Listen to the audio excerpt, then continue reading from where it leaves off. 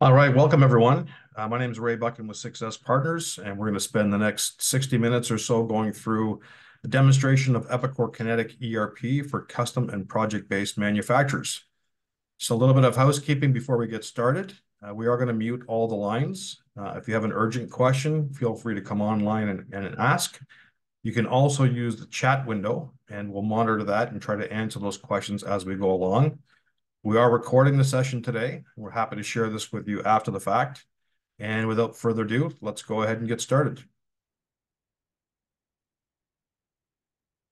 So again, my name is Ray Buckin. My background's in manufacturing and operations. I ran a plant for 11 years in the mining industry. We were a machine shop. I went into consulting in 2002, and I've worked with 3 different ERP systems in my career. I've got with me today Sean McEwen. He's a former Epicor customer and production scheduler. He implemented as a consultant, and he's currently a solutions engineer. And Sean will be doing the software demonstration today. A brief agenda, introductions. We'll do an overview of the software. We're going to talk about project management today. We'll process an order looking at quotes, orders, manufacturing jobs. Talk about CAD integration and field service, and we will definitely have time at the end for Q&As along with your questions in the chat window. So who uses Epicor Kinetic ERP in a project, custom, or make-to-order environment? So these are typically customers that are capital equipment manufacturers. They may have thousands of components to track. They may have multiple manufacturing orders to complete one entire project. Aerospace and defense manufacturers requiring overall visibility into a project. They're looking for project costing. Maybe you're tracking R&D or shred claims. Some customers of ours like the integration to Microsoft Project. And again, you may have multiple quotes, sales orders, purchase orders, and manufacturing jobs all associated to that overall project. Companies with heavy engineering requirements. So tracking engineering costs against a structured work breakdown structure, integration to CAD in order to upload bills of materials and eliminate duplicate data entry, document management, attaching and associating drawings, pictures, and any electronic file to the project or manufacturing order. Companies that have a service component. So whether you're in construction or have a field service component, you may want to track your field service technicians with their time and expenses, reporting against the project through mobile devices, and also scheduling and dispatching those technicians out in the field. And finally, make-to-order or configure-to-order companies. So this is where you may be taking a detailed takeoff for estimating, converting that into an order and a one-off manufacturing job, so more of a make-to-order environment. Maybe pure custom, never making the same thing twice. And then there's configure to order. So where you may build a similar product that's configured for the customer with different options and features. So who is Epicor? Epicor is founded in 1972, based out of Richmond Hill, Ontario, and Austin, Texas.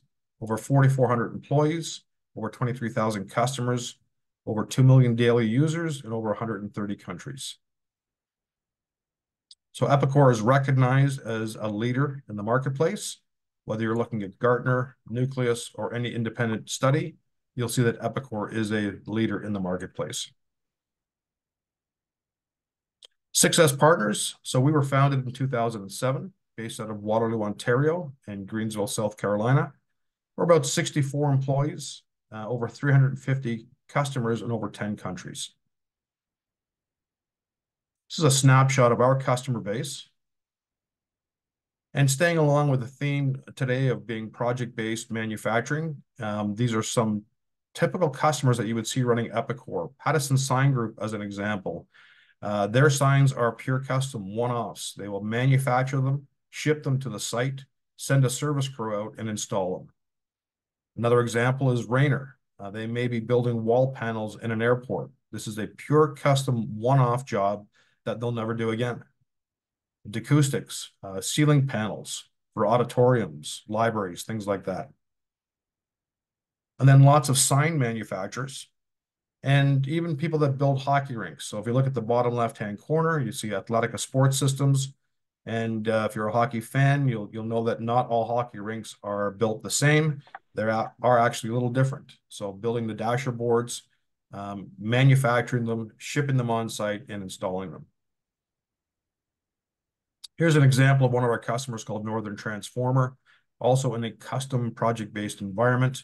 And some of the benefits that they receive, you'll notice, are having instant visibility into the procurement status for all jobs, having a closed loop costing analysis on jobs in real time, and the fact that it was a crucial stepping stone for them to reach their growth targets. So lots of customers in this space. Walking through their facility, you can see on the right-hand side, these are the transformers that they actually build. And on the left-hand side of the shop here is a metal fabrication shop that you don't see. The components that are on the shop floor on the right-hand side on the skids, those are almost all bought directly to the job. And that is a common theme with our customers in this space, where you may not even have a part number in the system. So they're bought directly to the job, they're received and issued and costed to the job immediately. So Northern Transformer, also big users on the dashboards out on the shop floor. From a functionality standpoint, Epicor is a fully embedded solution. I've worked with 3 different systems in my career. What drew me to the Epicor product 10 years ago was the embedded nature and the depth of functionality in the core solution. So it's very rare for us to rely on third-party add-ons or ISV products. Today, we're going to focus on these 3 buckets: service management, production management or manufacturing management, and project management. So one source of the truth, one vendor to deal with a crawl, walk, run approach, supporting your growth. Everything's mobile enabled.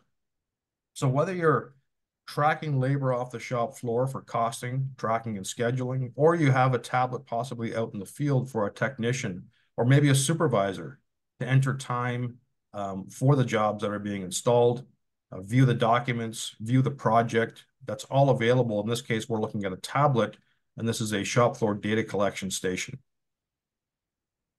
There's also other mobile apps that you can download. So similar functionality from the tablet that we just saw a second ago.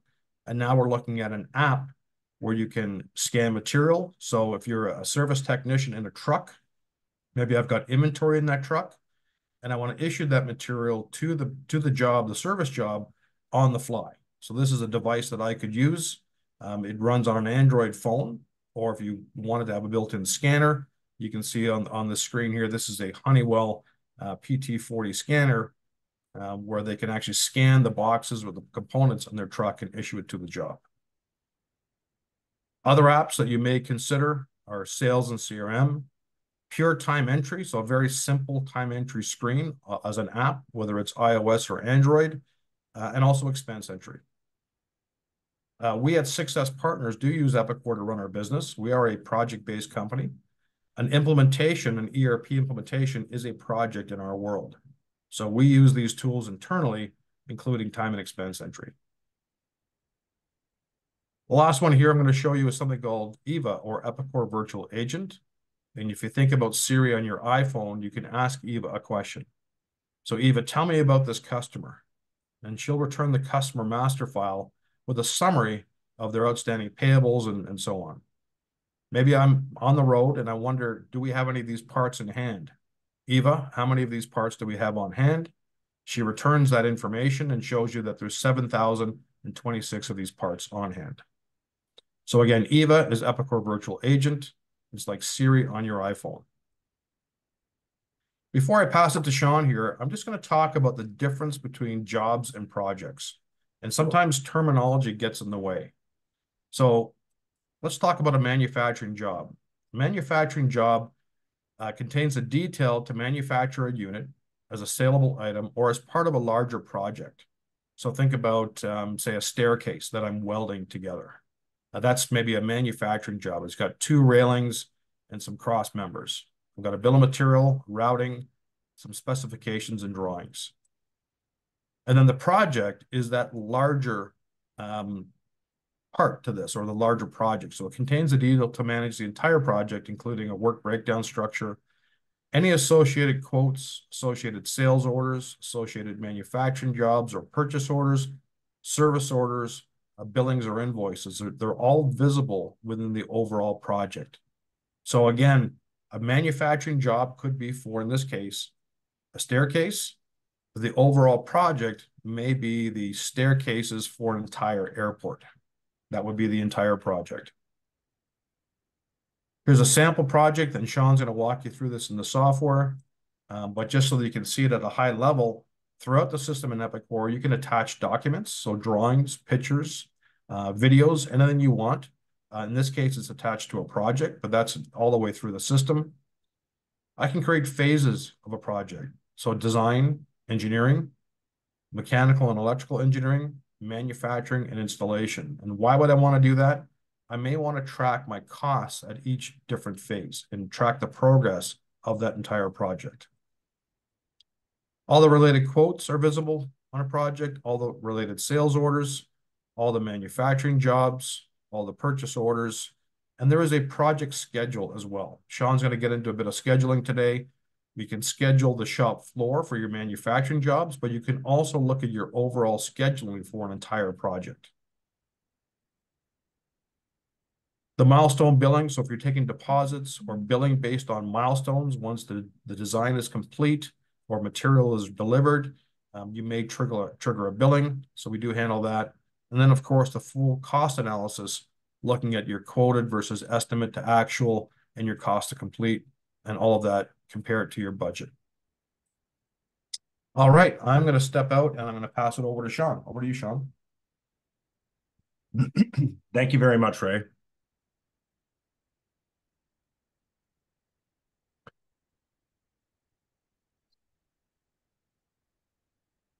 Well, good afternoon, everybody. As Ray mentioned, I'm Sean McEwen, a solutions engineer here at Success Partners. I'm going to start off by just doing an overview of Epicor and some general navigation, and then we'll dive into looking at a quote and then a project and how all those elements come back together and tie into that umbrella.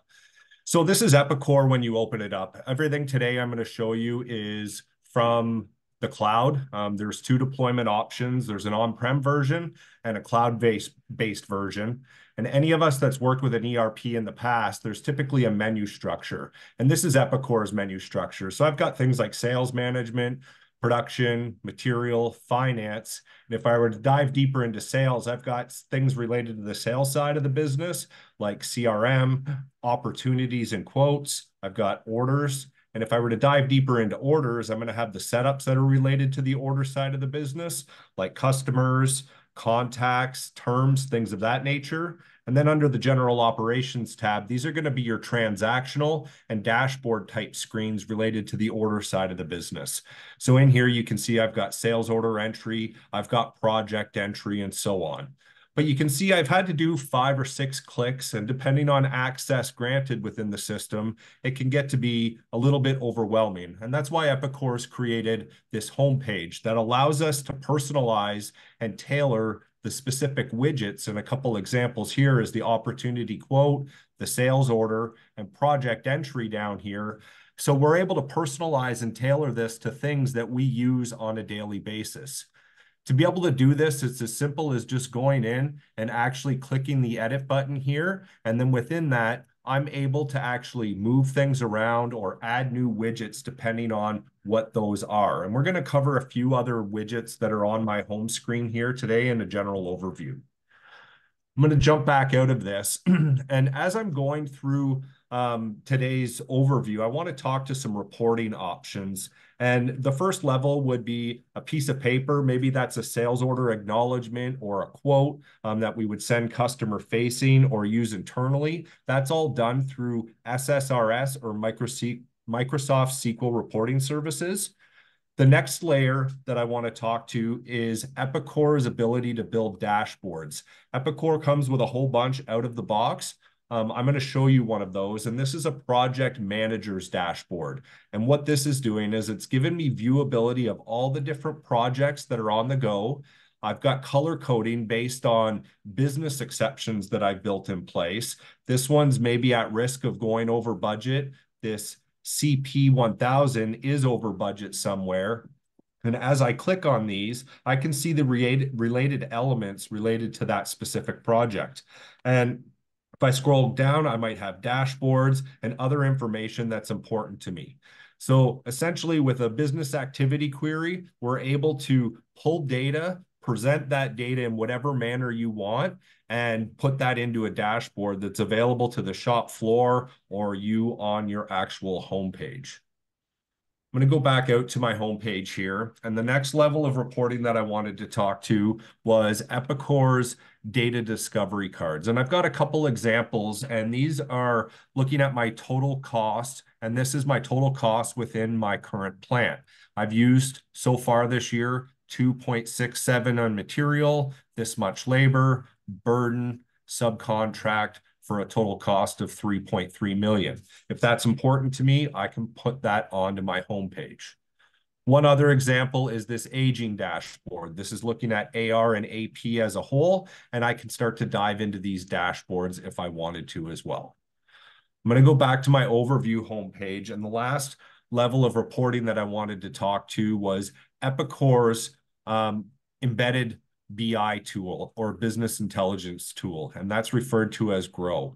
And I've got an example here that's just looking at gross margin trend year over year. Again, just keeping with the theme that everything's web enabled, there is an app for this as well where I can get these same KPIs and metrics showing real time on my cell phone, no matter where I am. Moving on, I want to talk to some of the things down the left-hand side of the screen here. The first one I wanted to open up was Epicor's enterprise search. And just think of this as being Google, but embedded right within our ERP system. So essentially, this allows us the ability, if we don't know where to go look for something, to just key in key data fields, and it will return results around that. And you can see in this example, I've just looked for a customer Addison, and it's returned everything related to my customer Addison. We've talked to the menu structure, and we've talked to some of these discovery cards that we had out here, the cost or the current or total cost. The next thing I wanted to touch on was Epicor's collaborate and notifications. So here's a bunch of notifications that Epicor's built. It's right from quote all the way to finance and everything in between.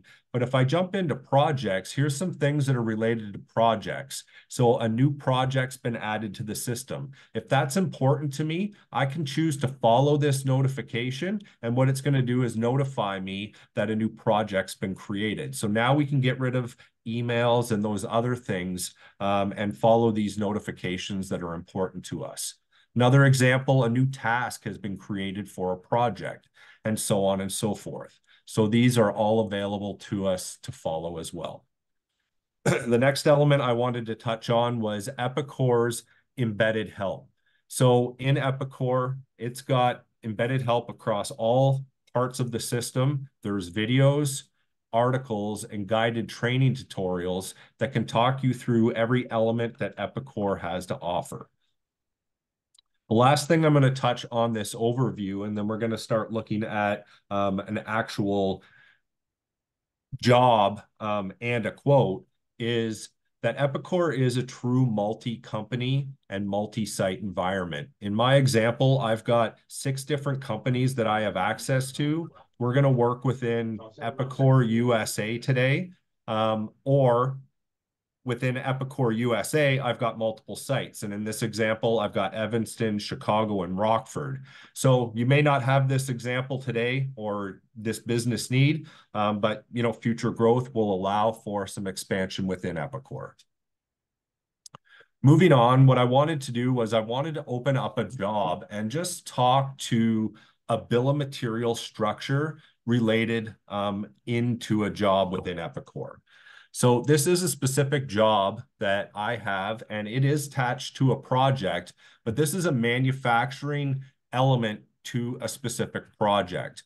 And what I wanted to do is just review the bill of material structure and hoping that it makes sense to everybody. Epicor will allow for an indented bill of material or a flat bill of material. I chose this because it is an indented bill of material.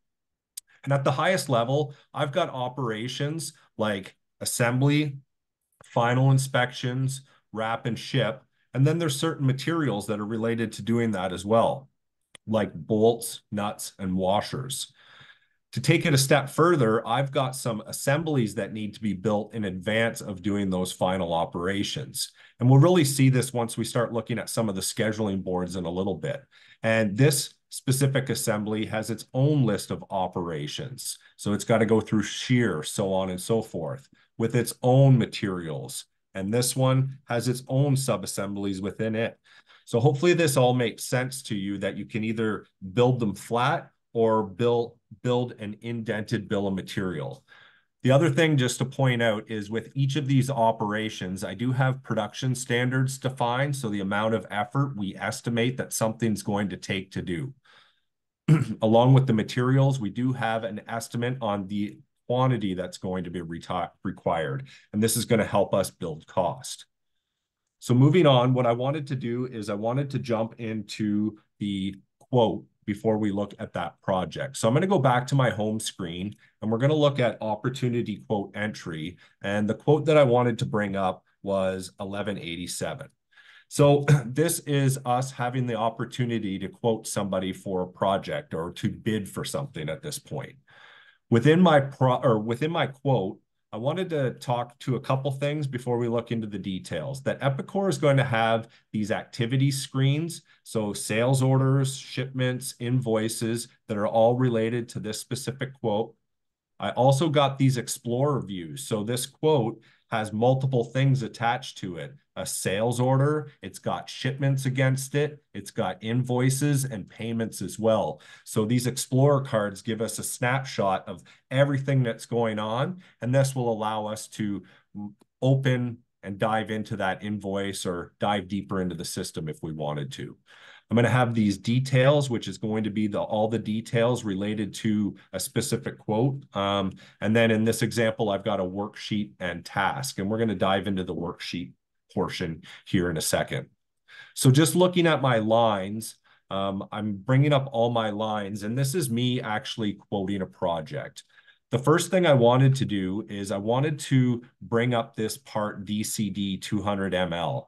And I'm going to click on that, and I'm going to click on the engineering and just show you a few examples of how we can use Epicor as a tool to add operations and materials to help us get to an actual price that we can extend to our customer, and show you a few other examples.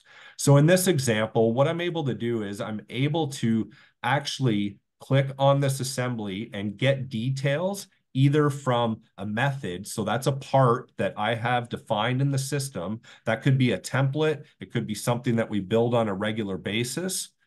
I can pull details from a job or a manufacturing job that we've built in the past, and something that we've actually quoted before in the past. I've already got some details here, so I'm not going to bring those in. But what else we're able to do is if I click on this engineering tab here, you can see that I've got a list of all my parts, all my operations, so on and so forth. And what I'm able to do is select certain materials that I wanted to add to my BOM and just drag and drop in that manner as well. So by me defining all of these sub-assemblies and operations, just like we looked at in that job, what this does is it starts to generate and populate this worksheet. Under my worksheet, I've got different cost elements like burden, labor, material costs, subcontract, and burden. And based on those materials and labor that I added to this, here were my costs that I'm going to incur, plus a markup factor that I've defined in my system, which is telling me a total price of this, this, and this. I can take commissions into account, and it's saying for this specific item, I should be asking for $1,010.93. I can start to play with these markup factors if I wanted. The other thing I wanted to point out, especially in a project-based environment, is I want the ability to be able to mark materials up by material type.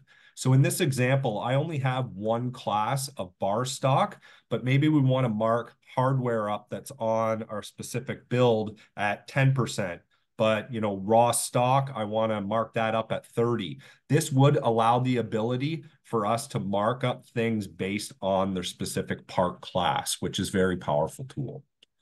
So now that I actually have a price here, what I'm able to do is copy that and put that and extend that out to my actual quote line for my customer to see. I'm going to close out of this specific engineering details, and I wanted to show you a few other ways that we're able to actually build those details instead of manually building them out. And the first option I wanted to talk to was Epicor's embedded product configurator. So I've put a part here and it's called CFG Beacon, and this is just a placeholder part. But what that's done is it's highlighted this configure box here. Now, this configurator that I'm going to show you is just a beacon that would go on a safety vehicle. But there's a lot of options in what you're able to do with this. It could be dimensional information that you're putting in to help you get to pricing, or it could be just component selecting, like this example here. So my first option is quantity. I've got a rule that says we've got a minimum order of 5 for this. My next option is defining the lens color. So when I select the lens color blue, a couple things are happening here. It's starting to build out price elements, and it's actually adjusting images. The other point I wanted to bring up here is as I'm selecting these, it's starting to build out smart string part numbers for this as well. The next option here, or combo box that I have, is voltage. I'm going to select 12, and then I would have to define my bulb type. But these can be dynamic combo boxes where if I select 24 volt, I only have the option for LED. The next element is, do I want to mount? Yes or no? And if I do, I'm going to select the vertical. The other thing it's done is extended more price into this, and it's actually built out more elements in my smart string as well. I'm going to go on to my next page for this product configurator. And this is just the ability to put freeform text in here. Whoops. Freeform text that whatever we wanted to extend off to manufacturing, or maybe to put on the quote line, whatever that might be. The other element is it's built out and done some totals on price. So what this is doing is behind the scenes, based off of the selections that I've made, it's building out that method of manufacturing and that bill of materials based off of what I selected. So I'm going to hit save at this point, and it's going to do a few things. It's going to change my part number. It's going to extend that order quantity in, my price. And if I were to go into engineering, I'm going to have a bill of material and a method of manufacturing behind this as well. The last option that I wanted to show you is Epicor does have the ability to tie into our CAD system. Now, whatever CAD system that is, it doesn't matter. In this example, I'm utilizing SolidWorks, and what I have here is a printer head. So you have a few options from CAD-Link, and we're able to generate an engineering BOM, or a quote BOM. In that scenario is what you would populate. Or maybe I've quoted one way and I'm going to actually revise that and do another level of detail in my CAD system to update my job once I start production. For today's example, I'm just going to run my engineering BOM here. And what this is doing is it's going through and it's actually comparing my Epicor system to my SolidWorks to ensure that everything's all lined up. So it's going through that whole printer head and in making sure that Epicor and my CAD system are tied together. So there's a few things I wanted to point out here quickly and what we're able to do. The white means that I do have that part in my quote or in my bill of material. The green is something that I don't have in there.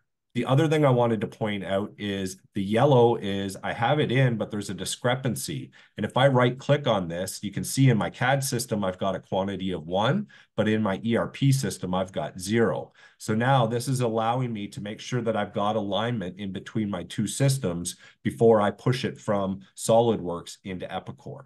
So if this was a new quote, we were building something rough drawings from scratch, maybe this whole thing's green and we're just going to push it all the way through. The one thing I forgot to mention is this gray line down here. That was something that was removed from SolidWorks. So pushing into Epicor, this line is going to be deleted out of it as well. So once I was happy with everything, I would just export this out, and that's going to update my quote or that part revision or my job in Epicor if I wanted to push that through. So just another option in getting bills of materials and methods of manufacturing into Epicor. So at this point, the next thing I wanted to talk about is I've gone through and I've identified all my parts or my elements of my project that I need. One thing that Epicor does bring to the table is the ability for us to do what if. So I've got some pricing, but if I were to do this, I can compare this against my current capacity and get some numbers on when would this be available as well by doing a what if. I'm going to close out of my opportunity quote. And at this point, what I want to do is open up my project and talk to this project. And Ray did flash this through his slide deck and some of the elements that are there and how all of this ties back. So I've got this CAP 1000 project, which is a capital machine project. And the first element I wanted to talk to was the WBS phase structure or the work breakdown structure. And like Ray mentioned, I've got a design phase where maybe I'm just at the point of quoting this and I want to capture that engineering time related to this potential project. Today, that might be something that we're not capturing. And what I can do is have this design phase or quoting phase, whatever you want to call that, and allow engineers to capture their time and understand the cost of quoting or the cost of bidding on projects before we actually even are awarded the work. Then I've got my engineering with subphases. So I've got mechanical and engineering as subphases to my engineering bucket. And like Ray had mentioned, these are buckets that I want to understand and capture cost. I've got my manufacturing portion, my installation portion, and then a service contract that's tied to it for later on after the project's completed. So these are my WBS phase structure. When I click into the design, we'll look a little bit deeper in what we're able to do here. And what I wanted to highlight was my invoicing and revenue recognition method. So I've got a few different options and I can control this at the project level or at the WBS phase level. So down at this specific design phase, I could do it on none. Maybe I'm not billing them for that, or at shipment, or it could be a milestone billing, fixed fee, time and materials, and cost plus. And then my revenue recognition method is on invoice, manual, percent of completion, cost to cost, efforts, or units of delivery. So again, we can control this at the part level or at the project level or at the WBS phase level. The other element that I wanted to bring back to this project as being the umbrella of cost is I'm able to view cost at the WBS phase level. And this one around design, I had what was quoted, and I didn't have anything quoted for this, but what was estimated to what has actually been billed. And I've put some time to this, and I was estimated only at this. So here's my manual cost to complete, what the system calculates it to be complete, and the projected totals to complete. So I can see that at the WBS phase level, or I can go back up to my project level and look at all cost as a whole. So I can get very detailed in how I'm looking at these costs. The other thing I wanted to bring up was checklist tasks. So this is maybe something that I don't want to schedule into an actual production schedule or anything like that, but they're important things that have to happen during a project. And a couple examples here are internal sign-offs, electrical sign-off, customer sign-off. And with each of these, what we're able to do is tie them back to part of the project, and this is around the installation phase, and then assign individuals and put dates to them. And those are able to show up on task lists for him or her to do those activities. The last element that I wanted to talk to in the project is the related items. And I'm going to click on the related quotes. And here's that quote that we were just going through and doing the specific quote just within that opportunity quote. Now, in this project, I've got multiple orders tied to it as well. And we're going to look at not so much the order, but the jobs that are related to this and book some time to it. But these are the sales orders that I have taken, whether they're change orders or the initial order for the project, all tied back. Related jobs, I've got some project jobs, which is that design phase, and the multi-level frame assembly that we were just looking at before. The other element is I can tie purchase orders directly to a project as well if I wanted to do so. So sorry, Sean. So the project itself is really the one-stop shop to find everything and anything you need to know about that project, whether you're looking for a manufacturing job or an invoice or a quote. You go to the project and you have the ability to drill down. Is that correct? You do, Ray. And what from that, I'm able to right click and open with anywhere in Epicor. Back to those different tabs that are on the Epicor screens is the activity and the things that are actually happening to a project and a summary of maybe detailed cost and what's been going on in a project. And Sean, maybe for the audience, a couple questions for you. Number one, do you have to use the project module? And if not, who typically would use it and who wouldn't use it? Yeah, so you don't have to use the project module. And who would typically use it? Somebody that has multiple elements that are coming together that they want to push off to their customer and understand cost in these umbrellas. Some of it might be milestone billing. The billing type is really going to drive whether you want to use projects or not. The other element is just understanding things internally. I think you had mentioned to the group tracking shred is a great way of just tying different jobs to it, purchase orders, engineering time, manufacturing. So come time for claiming shred, it's very easy to understand these costs and present that back to maybe get paid back on that. But if I was a custom manufacturer that had to weld a tank, a special tank, and it was a one-off, I wouldn't really need to use the project module. You would not. Yeah. No. Okay. You would just do a sales order and then a customer shipment and invoice your customer. All right. So moving on from this project, what I wanted to do was I wanted to look, actually, there was an element that I've missed here, and I wanted to go back to the details on this project. And under this project, we've talked to, it's the umbrella and the elements that we can capture there. But one thing I wanted to look at was we are able to look at a project schedule. So what I'm going to do is I'm just going to open up the project schedule. Within any of the scheduling boards within Epicor, the same features apply. I can either look at it from a minute, an hour, a days, weeks, years, depending on our project. It'll be different in how we want to look at it. I'm going to look at this one by weeks. And whenever I click over, this is looking at, maybe I'll look at it by months. I'm looking at this project as a whole and then all the different elements to it. And one of the things is my manufacturing portion. And I've got this engine or manufacturing job under it. So I can really get to infinite level of detail and seeing what's going on in a project from a Gantt chart view. I'm able to drag and drop and manipulate this schedule from this Gantt chart if I wanted to as well, and accept those changes right here. I'm going to go back to my project at this point. And the other thing that I just wanted to highlight that Ray mentioned is some people want to export this to MS Project, whether that's customer facing for sharing a project plan. We can get Gantt chart views that we could share and push off to the customer, but some are requiring that that comes out through MS Project. We can export and import that from there as well.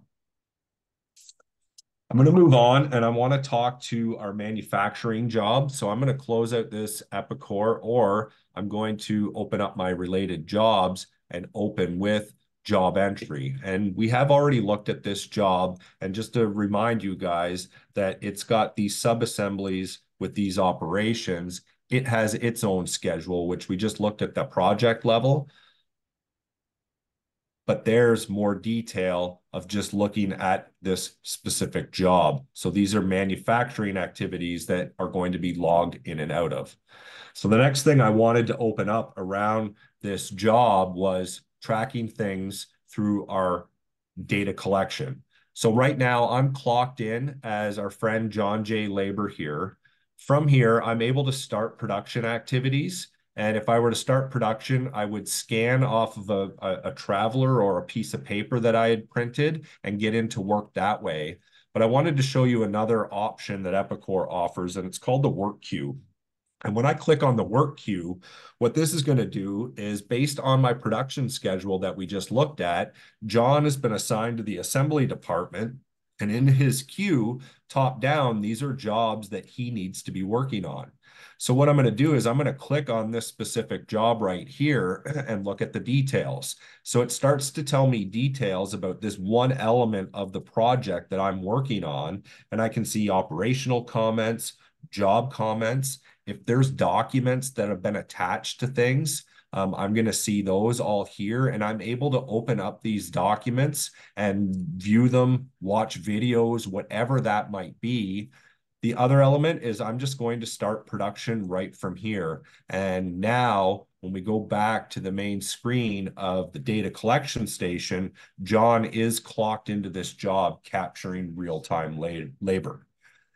I'm not going to show it today, but I just wanted to highlight again from Ray's slide deck that everything is mobile enabled. And from our our cell phones, we're able to utilize the time and expense entry app. And as Ray mentioned, we utilize Epicor internally at 6S. So when I'm a consultant, I would book my time through that time and expense entry. And if I've incurred any expenses that I need to submit, I can do that through the expense app as well, which show up tied to a project waiting on approval. The last element that I wanted to bring up today was we talked about a project, the jobs, the scheduling. The other element that I'm going to need to do is actually buy elements for the project. And I wanted to bring up the buyer's workbench. And the buyer's workbench is an interface for somebody in procurement. So if I've defined on those jobs that are related to my project what materials are needed, Epicor's MRP system is going to come back and give us suggestions based off of what's going on within the system and the demand. So in here, I've brought a list of everything that needs to be purchased. And what I typically suggest to customers is let's maybe sort by supplier. And if I looked at ABC Metals, this is everything that I needed to buy. The other thing that you're able to actually do with that is there is other fields here. And if I scroll over, there should be job here, which you can see that CAP 9000, which is a different project. But now I could sort by project and what do I need to buy for those specific projects as well. So I'm just going to remove this filter. And if I wanted to buy something and I was happy with this suggestion, it's as easy as clicking on that buy button and generating purchase orders.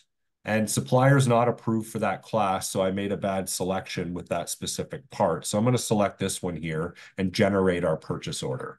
And it's for Howard Lowe, and I'm going to say okay, and it's going to pop another screen just saying this is my actual PO that was created from that, and send that off to my supplier.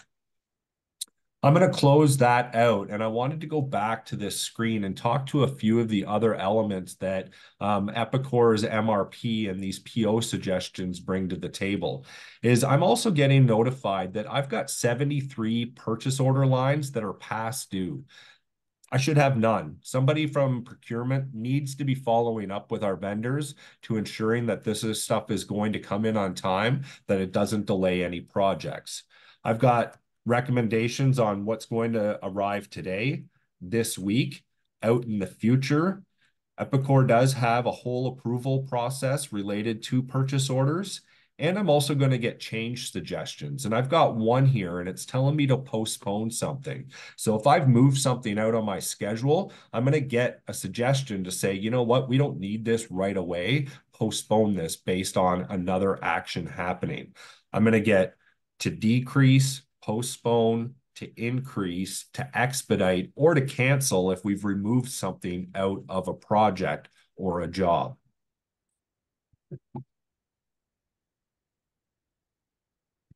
So at this point, I think that's everything that I wanted to cover for today. I've brought all these different elements that would be tied back to a project. I'm going to pass it back over to Ray at this point.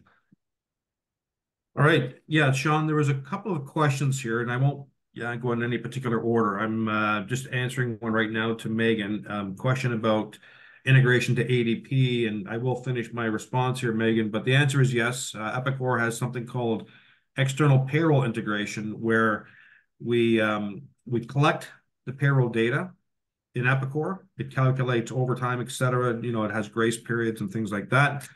That payroll is checked and approved by a supervisor, and then it's sent to your external payroll provider. So ADP is absolutely one that we deal with, along with Ceridian, Payworks, PayWeb, and really any third-party payroll provider.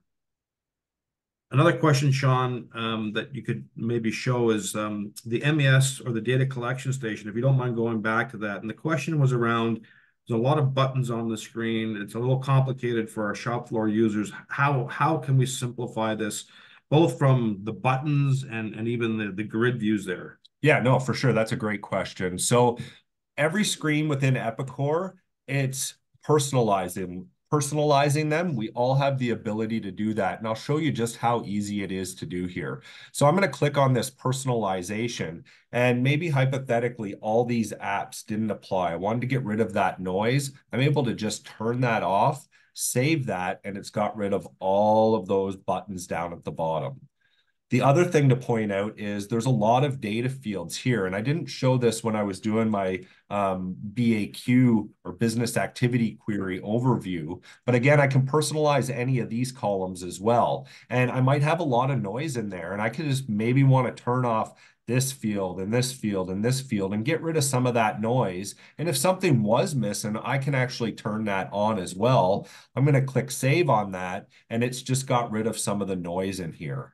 The other thing that I can do with any of these screens is just move them around and drag and drop. So every time we see these grid views, just think of them as being Excel, but embedded everywhere within Epicor. And I can copy all and paste insert and export them out to Excel if I really wanted to as well. So I hope that answers the question for, I'm not sure who that was for, but hopefully that answers the question. Yeah, another question, Sean, was around viewing projects. Can we look at all projects at the same time? I think you showed a project dashboard earlier. Yes. So actually clicking out of the wrong one. The answer is yes. And there's an example of that here with this project manager's dashboard. I get to see everything just based on my login access. But on the project, there's an area for us to identify the project manager, which is tied to the user credentials. And all that's going to show up is projects that are related to me. And here gives me a list of all the projects that I have in my database. And as I click on any of them and I scroll down, it's going to show me the sales orders related to it, timesheets that are related to that specific project. It's going to give me some of these other cost elements or breakdowns that I've got in this specific dashboard as well. I can see WBS phases, project expenses, and again, those tasks that we talked to as well. So hopefully this gives you an example of, what is possible with these dashboards. This one is available to you right out of the gate.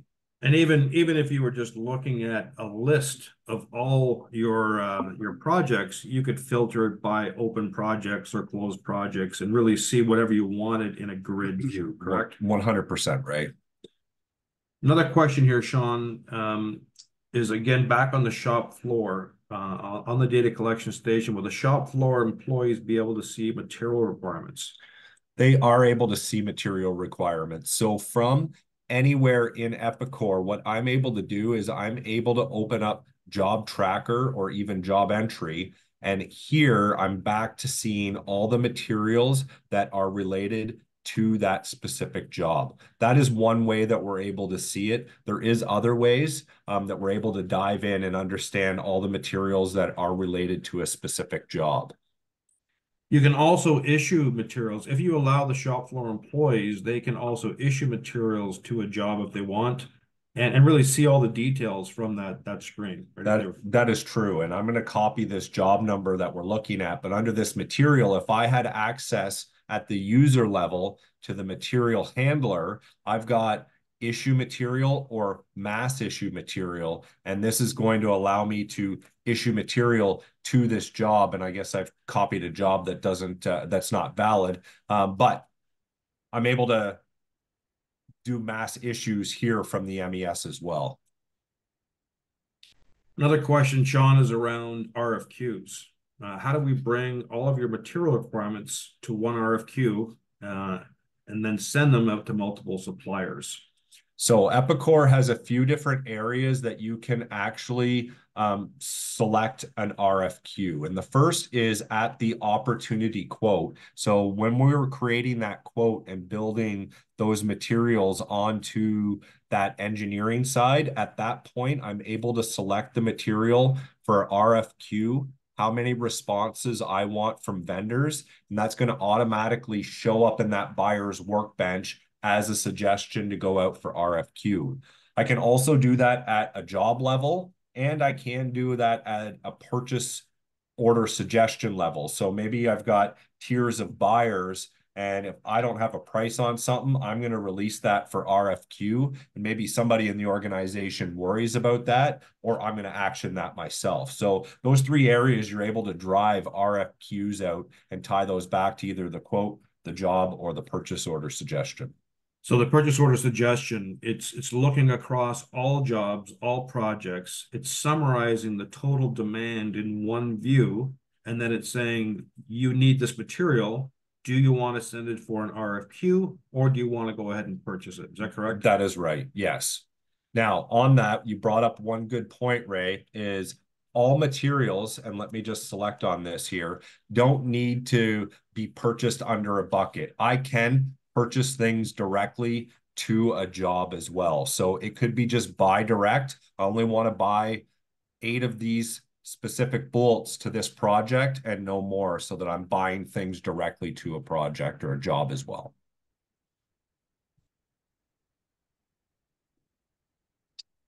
All right, thanks, Sean. Feel free to continue to ask your questions in the chat. We're just going to close off here, just talk about implementation before we sign off for the day. So on the implementation side of things, it's important to select the right software. You do your due diligence, making sure that you've got the right fit for your company, that it's going to handle all of your requirements. But getting the software up and running is just as important. I've seen countless times where we've gone in to replace a system where the software wasn't too bad, but the implementation was light and they're only using 10, 20% of the software. So our implementation methodology is called Epicor Signature Methodology. It's a 5-stage plan.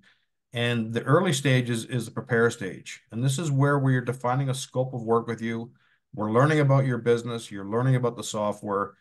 We're determining together what's going to be included in phase 1. Which business processes are we going to implement in phase 1, and which ones are we going to defer to a future phase? We're going to show you what's in scope and what's out of scope. It's black and white, and the objective is no surprises. If you become a customer, we'll move to the plan stage. We'll do a kickoff meeting. Our team will do a deep dive into your existing processes, to what, why, and how you do things today. And that sets the foundation for them to start making recommendations and best practices.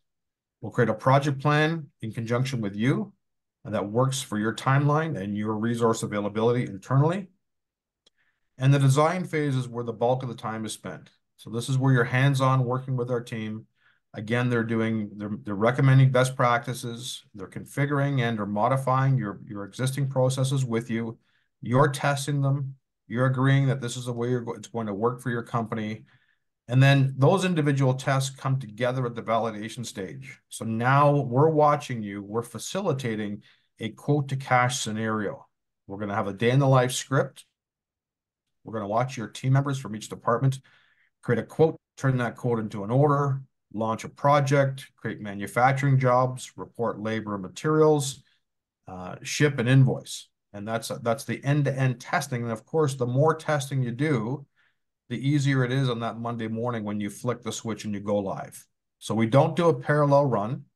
We validate and we test and we test and we test. So we know it works. We know your team members are ready to go live.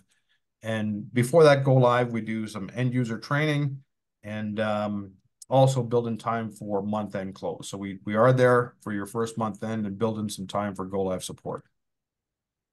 One thing that's different about us is that our team receive a bonus based on you going live and on time and on or under budget.